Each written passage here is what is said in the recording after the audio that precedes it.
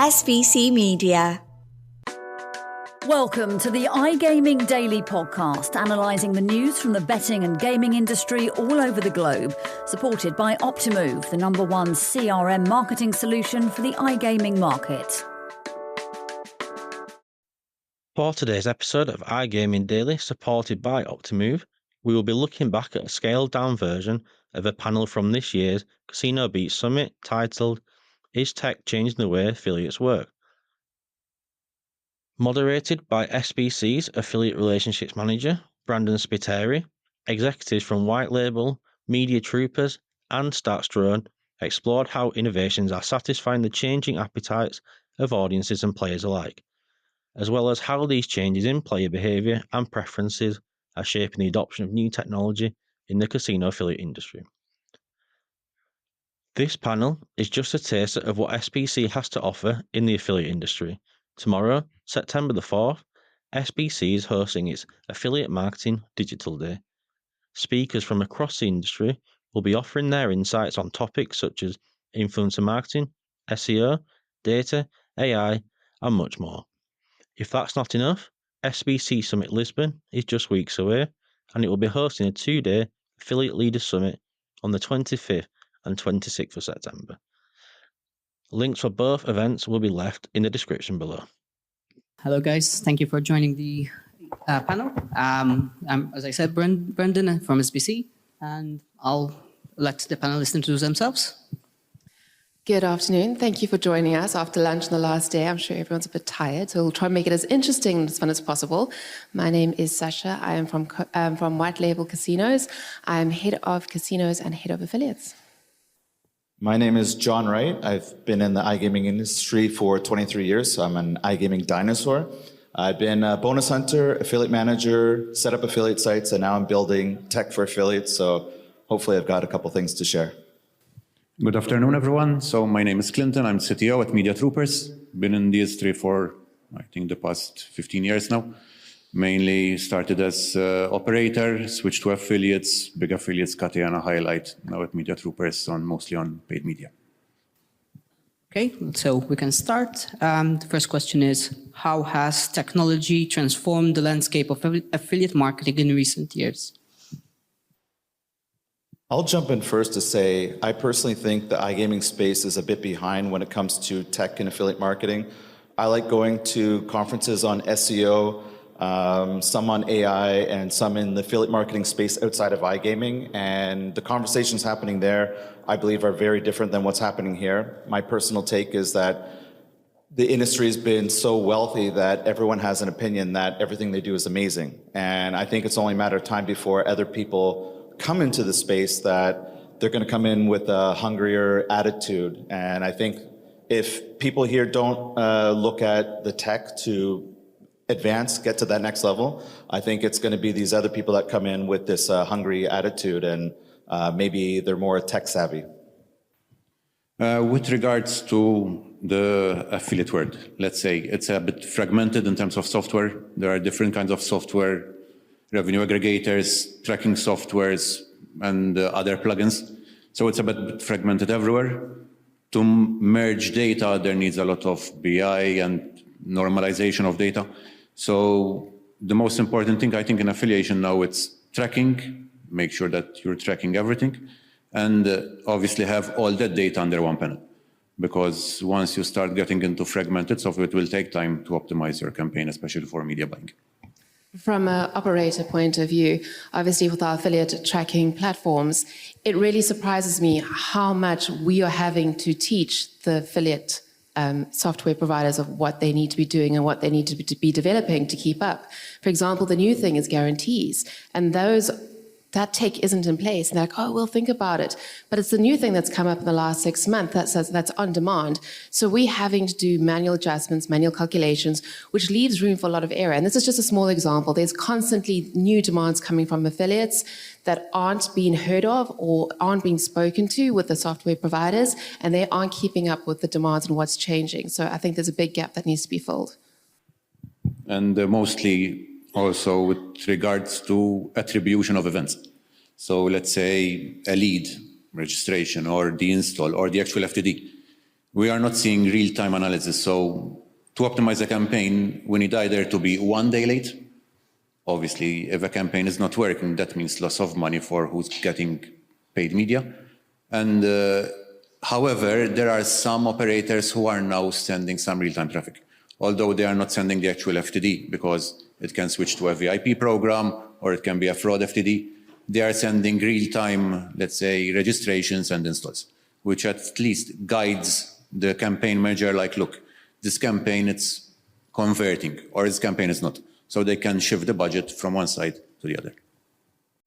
Okay, since we are discussing real-time data, what role does data analytics and real-time tracking tools play in success of affiliate marketers today?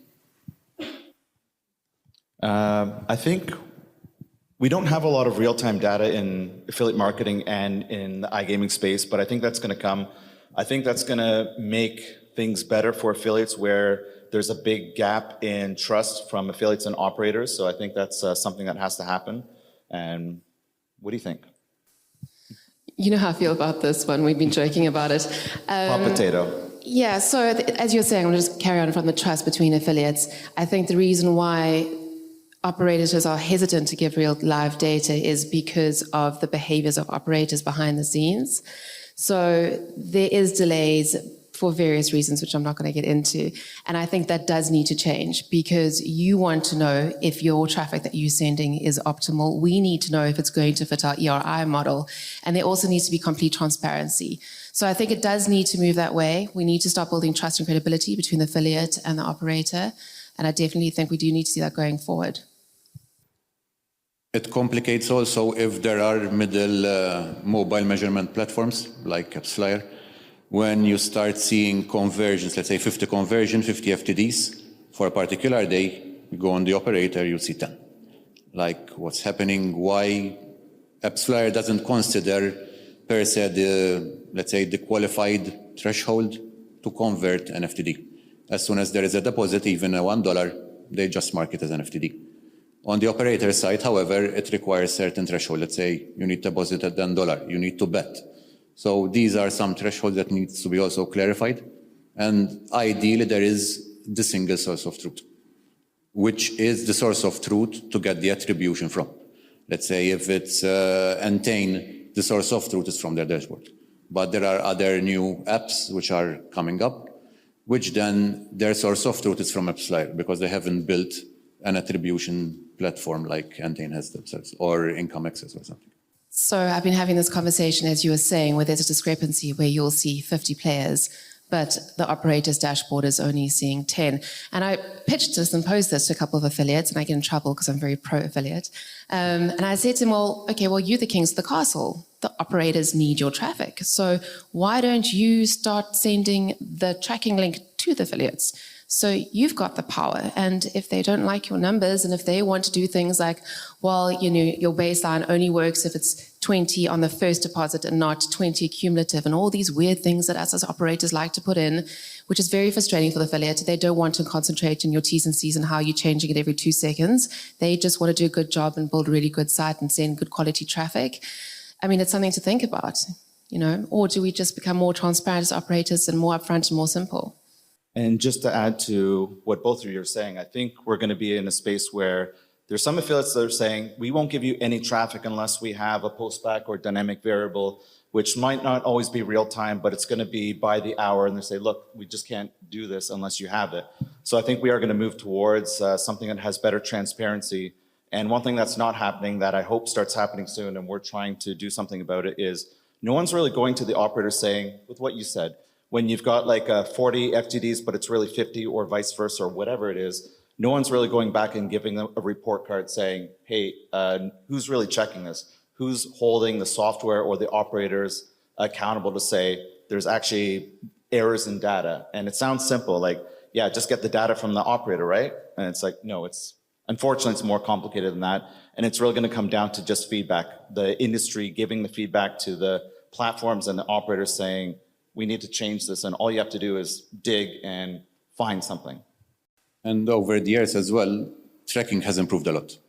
Before it was just fire, forget, and then rely also on the operator. Just, you did 10 FTDs, that's it.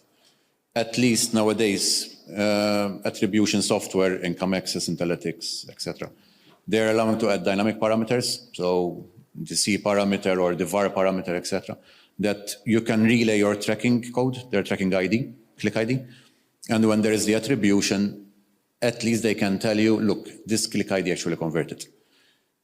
This comes especially when you're relying on publishers and sub-publishers. If you're the sole, getting the sole attribution, the sole benefit, that's not a problem, because the operator can tell you that 10 FTDs, good, I have 10 FTDs. But if you're relying on sub-publishers where you need to attribute correctly from where it's coming, then it becomes like a more of a gamble allocation, like, let me allocate 2 FTDs for this guy because he sent 1 million clicks, and 10 for this one because he sent 10 million. Which might be, if the one sending 1 million clicks, they were more optimum, they were more converting, it might be that he got all the conversion, all the FTDs after all, rather than the one sending 10, 50 million. So that click ID attribution from the operators, it's very important. Okay. So how can operators and affiliates help each other to develop new tech and solutions in this case? I'll jump in and say, we're not really having a lot of these conversations, and I'm glad to see panels like this happen where I've been a part of a few of them. And yeah, that's really, it's a weird thing. Like I think affiliates are the ones that should be asked, like, which software should we use for our affiliate platform? And these conversations do happen, but simply put, there's not enough any organizations putting together these panels. I think you guys are doing a great job of doing it. It's really talking about it and going, what are the problems on both sides?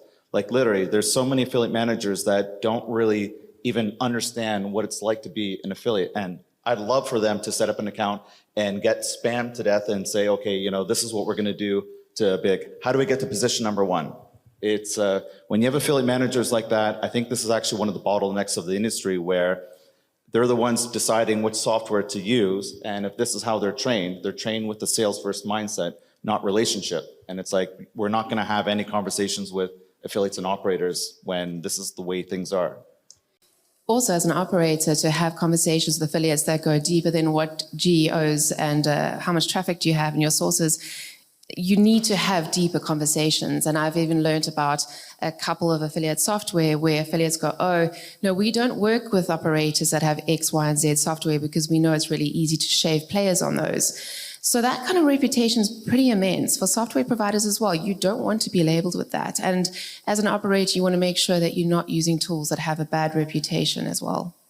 A healthy mix that we found very much working for us as well is that the affiliate is included even before the actual app has been launched to market. What do you need? What do you require? What parameters do I need to send you? What events? So the whole stakeholders involved, because the affiliate is a very much important stakeholder in driving traffic, is included in the cycle. We have found they launch an app. What's the tracking? Well, then we'll see. That's a problematic because people are not going to send you traffic if they're not going to receive the attribution. No one's going to work for free. They will redirect the traffic to what's actually converting. So the more important that everyone is involved. We have also, thanks to, let's say, Media Troopers name, that there is in the US, we have found collaboration equal even from software providers like Income Access. We speak to them, look, we're seeing this data, we're not seeing. So they help us troubleshoot. We help them as well with the operator to solve the problem. Okay. And can you name specific technology advancements that have most significant impact on how affiliates operate today? I'll jump in first. So I don't want to talk about my software company, but I'll talk about a few of my competitors.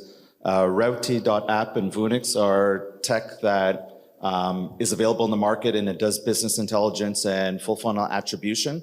What I believe to be true is that if you look at the top 25 or top affiliates in the industry, they either have in-house stats or they're using one of our platforms. And if you look at the rest of the industry, which is maybe 99% of the space, they're not really using these tools. So I believe affiliates are problem aware, but not solution aware. And I think, as much as if they start using some of these tools, it's getting them in the door to go, okay, we're not just using Google Analytics, we're using other analytics tools, which is a compartment of business intelligence.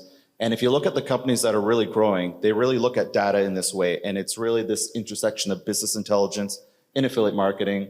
And I know like the more I get exposed to some of these larger companies and see what they've built in their backends, it's like, if I was a small affiliate, I'd be a little intimidated because I know what they have in their platforms. Like, at one day, I'd like to see what Media Troopers has built. I know they've got a pretty advanced tech stack. And I think what might happen in the next year is that this tech is going to be available and affordable to affiliates. So it's going to be something that, yes, you can be intimidated today, but we're all working towards making this accessible so people don't have to be just saying, hey, I give up, Better Collective owns everything. You need to look also at your manpower, at your resources. It's useless. Go up with being a small team, 3 people, 4 people affiliate. I want to build my own tech stack. I want to build my own tracker. I want to build my review aggregator. It's a killer. Don't go that way. I saw companies going that part. They didn't succeed. Software built once, twice, 3 times, nothing. Waste of money. If you're a small company, go for a ready off-the-shelf product, start from there, and then switch. If you grow, let's say, exponentially to 100, 150 people, to something that it actually fits. It might be that Stadsdrom, Voonix, or Ruti fit your size, so it doesn't need to, let's say, spin up something of your own. You can dedicate your money, your resources on marketing or on media buying or something. However, building your own tech stack helps you also to customize the way you need it. So you can be quick to market, especially when it's dealing with your own profits, with your own money. If we need an extra parameter, if we're seeing that traffic is getting blocked, or if we're seeing that revenue is not coming in correctly, we are quickly adaptable, we deploy, and we're out. So that's something that as a company of our size helps us having our own custom. But once you're small, you need to see what's out there, what's available on the market, starts with them. It might be that your operations don't succeed. So first you see that you're making revenue accounts, you're getting revenue from those, and then you can go for your own tech stack. Okay, and how can an affiliate leverage new technology to segment or maintain their client data accurately? I think, if you want to get down to player level data, that's something that I think a lot of affiliates aren't quite using in terms of the reports you can get. So more of the software companies are providing this. It's post-back, dynamic variable, player ID. I think it's just a matter of affiliates kind of knowing that, 1, it's available, and 2, how they can get it. And I think there's actually even a few things you can take as a step further. This is not very common, but I've asked small, mid-sized, and large affiliates going, have you ever asked your affiliate manager for a very detailed report, like what games are my players playing?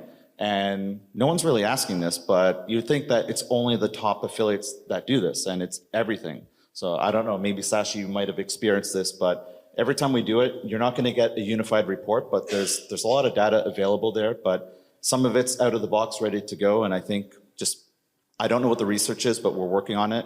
There's a lot of affiliates that just don't even know where to start, and they're not using it, but the advanced affiliates are. I mean, we're talking a lot about software tracking and, affiliate software, but there's a lot of tech that we're not talking about. We're not talking about Humble AI, for example, which is really helping with the black hat PPC space, the competitors, what keywords they're doing, where they're hiding their content.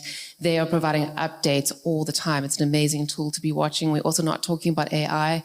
I know an affiliate who's one of our top affiliates has created 150 sites with diverse content and has managed to survive the Google update because of using ChatGPT. So there are a lot of tools besides software tools that are very well used by affiliates, and some are proving quite successful as well.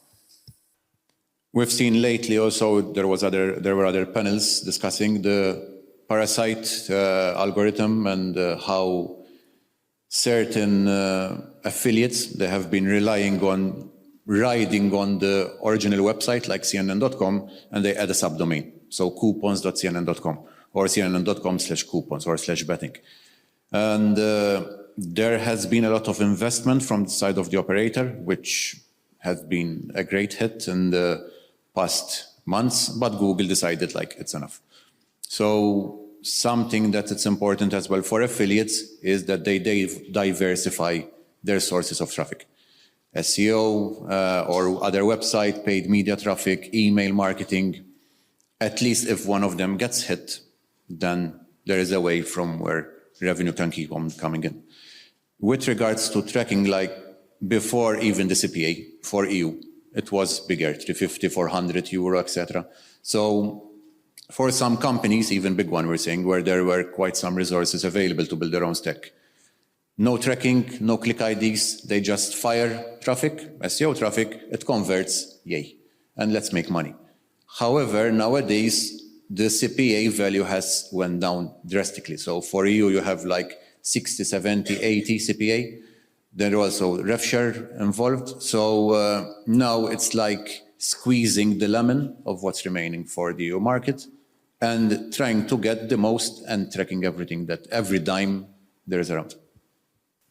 Okay, so how important is for an affiliate to diversify his lead generation channels in today's marketing strategy? I think I just covered that one slightly with what I've seen, as I said, an affiliate who has diversified their content a great deal and created quite a safety net for themselves doing that. And they used that, one of their tools was using ChatGPT to create, I said, 150 sites in 6 months. I don't know the complete technical details of what else he used, but his comment was that's what saved him from the Google update. So it's really important as an affiliate to keep your eye on what's happening and use the tools around you as a safety net and diversify. I'll go next and say that I think affiliates need to look at what they do and create more of a product than it is an affiliate site. If your site's just information, I think that's what we're seeing right now is Google kind of slamming these sites going, if you're one of 1,000 doing the same thing, it's like, why am I going to give you the top 10 position? And if you look at some of the affiliates that have actually not been affected as bad, like some of the top of the food chain, they really have had a product mindset from day one. So I think that's very important. Like I know we're talking about channels. Another channel to think about is that I think Google wants to kind of look at products and websites as more people or people-driven. So I think if you can look at, well, what do people buy from today? People want to buy from people. And I think this is why video and streamers are doing as well as they are today. I think it's a way that people need to diversify from content and being more than just an information portal. You can have the best brand, you can have the best page, and you can have the best content. If you don't have traffic coming in from Google, you're nothing. So it's very important to engage people coming in from Google, from the SERP, staying on the page, reading the page, actually spending time on the page. What's good with AskGamblers? AskGamblers is a total different monster than the normal websites. They are a community. So people go there, people claim their problems, and after they say that we have been defrauded by the operator, etc., because they didn't cover our payout. When AskGamblers goes in and assists as a middleman and they manage to get something back, then obviously that's a benefit for the user. So there is a community, the user is getting something back. It's not like a traditional affiliate website. You go in, you have a top list, click, and that's it. So there is a community, there is a brand, there are people involved, there is forum. So that's something that I think it's very important also to have in an SEO product, as John mentioned, a brand. Okay, we have another question. In terms of affiliate business opportunity for 2024-25, which market is your best bet and which is the market to avoid? I guess I'll go first. I'm going to answer this in maybe a not conventional way, which is I'm not going to say, we know which markets are kind of on fire and everyone's putting more attention to, like Latin America and things like that. But for me, when I've had the chance to interview a lot of SEO experts and go, if you had to be in affiliate marketing today, what would you do? Would you be intimidated by going into the English markets? And they just say, no, you just have to work harder. So they have no problem looking at existing affiliate sites and go, how can I be better than this? And I think there's always a way. I think everyone's always used to going, let's find the easy markets where we can be first in. But if you just have this long-term vision or long-term mindset, you can actually say, well, what do I want? Like, try to create something unique, and if you're passionate about sports, then stick in sports. Don't go for bingo and say, okay, I want to be number 2 at bingo. Go for, maybe you're not going to be number 1 in sports, but it might be worth more being the 14th best affiliate in that space than number 2 at bingo when you're miserable. I'd say everyone wants to chase the untapped territories, but I'd say look at your existing territories and go, how can I be better? I don't think a lot of people ask themselves that question. From an SEO point of view, Netherlands used to work very well, Germany used to work very well, but after the new legislation, the markets are dying. So that I think something it's not worth investing money at the moment. We know Netherlands used to convert a lot before it wasn't legalized. When it started getting legal, everything was dying. As John said, LATAM is like very much coming. Obviously, we are licensed in all states that are legal in the US, being sports and casino. So those are our core markets. For us, as soon as there is a market, a state that's going to get legal, for us like a country that's going to open. And then there are the other new states, let's say, rather than states, countries like Romania and all the region over there that's, let's say, prone to open as well. Obviously, based on a legal perspective. There are also the gray states then that ideally, as media troopers, we stay away, but we are more on the legal basis. So from my perspective, coming from South Africa and having a lot of exposure to the African market, which I know is a hot topic for a lot of affiliates, I can say for a fact that there is a lack in South Africa for sportsbook affiliates, and that is legal to advertise sportsbook affiliates. And I know that from a very, very reliable source in South Africa who's an expert in these fields. I can vouch for that insight. I also know in Kenya, Nigeria, where the populations are huge, we're talking about 50, 40 million, there's a big space for affiliates that are focusing on games. So instead of talking about your casinos, there's a big content demand for talking about games and crash games and a different sort of marketing, which is different for Europeans who are coming with our normal content that we're so used to building. So with that, I'm going to say, get to know your market that you're going into. And my don't will be like, do not go into a market unless you're willing to invest in taking time to learn about your market. So whatever worked for Europe or Canada, it's not going to work in your emerging markets. You need to spend time, have feet on the ground and do your research about what works, what are the nuances, and what are the players looking for. All right, so we ran out of time. Thank you for attending. Hope you found the... Thanks for having us. Thank you. Thank you for listening to today's iGaming Daily podcast, supported by Optimove, the #1 CRM marketing solution for the iGaming market. If you want to find out more about some of the subjects raised today, feel free to explore any of the sites in the SBC News Network or check out the latest edition of the SBC Leaders magazine. Happy reading.